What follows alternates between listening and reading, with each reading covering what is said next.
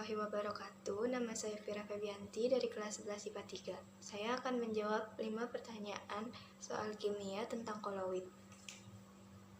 Soal yang pertama, mengapa zat yang terbentuk dari campuran gas atau terdispersi pada medium gas bukan koloid? Jawabannya, mengapa bukan koloid?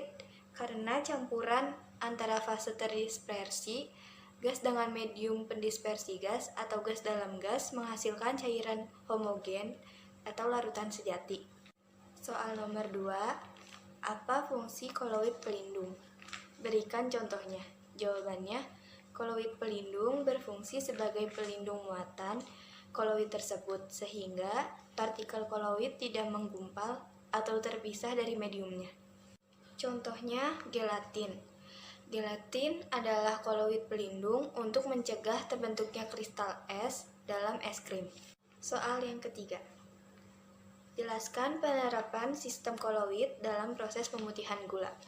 Jawabannya, proses pemutihan gula dengan cara adsorpsi, yaitu proses penyerapan suatu partikel zat, baik berupa ion, atom, maupun molekul pada permukaan zat tersebut sehingga koloid akan memiliki muatan listrik. Soal yang keempat, bagaimana cara membuat koloid? Jawabannya, koloid dibuat dengan cara kondensasi dan dispersi. Pembuatan koloid dengan cara kondensasi dengan mengubah partikel-partikel larutan yang terdiri dari molekul atau ion-ion menjadi partikel koloid. Yang pertama, cara mekanisme. Pembuatan koloid dengan cara penggerusan atau penggilingan untuk zat padat. Cara pengadukan untuk zat cair, kemudian didispersikan ke dalam medium atau pendispersi. Contohnya, belerang halus ditambahkan air menghasilkan sol belerang. Yang kedua, cara peptosasi, yaitu pembuatan koloid dengan cara memecah molekul besar menjadi molekul yang lebih kecil dengan menghilangkan ion elektrolit penyebab gumpalan, misalnya endapan AlOH3 oleh AlCl3 terpeptisasi menjadi koloid AlOH3. Yang ketiga, cara Bussard-Bredicke atau elektrodispersi, yaitu pembuatan koloid dengan loncatan bunga api listrik. Cara ini biasa untuk membuat sol logam.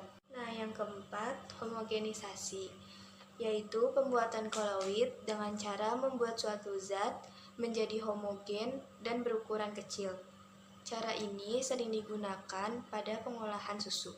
Soal yang kelima, asam amino adalah suatu molekul pembentuk protein. Asam amino ada yang bermuatan positif, negatif, dan netral pada pH tertentu.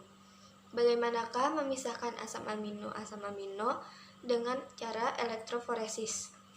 Sebelumnya, ketahui dulu apa yang dimaksud dengan elektroforesis. Elektroforesis adalah suatu cara analisis kimiawi yang didasarkan pada pergerakan molekul-molekul yang bermuatan di dalam medan listrik. Pergerakan molekul dalam medan listrik dipengaruhi oleh bentuk, ukuran, besar, muatan, dan sifat kimia dari molekul. Pemisahan dilakukan berdasarkan perbedaan ukuran, berat molekul, dan muatan listrik yang dikandung oleh makromolekul tersebut. Nah, protein merupakan suatu makromolekul yang tersusun atas beberapa asam amino. Seperti diketahui bahwa asam amino memiliki struktur yang berbeda-beda dan memiliki muatan yang berbeda-beda. Pada metode elektroforesis, sampel protein yang dimasukkan di dalam elektroforesis akan bergerak sesuai dengan arah arus atau medan listrik yang diberikan.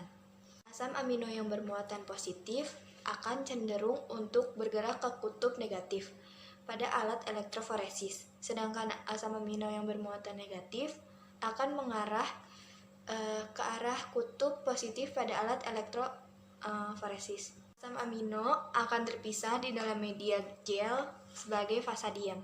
Sekian dari saya. Wassalamualaikum warahmatullahi wabarakatuh.